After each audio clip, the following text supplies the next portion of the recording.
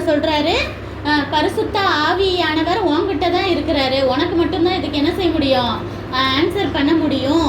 கனவை சொல்கிறாரு.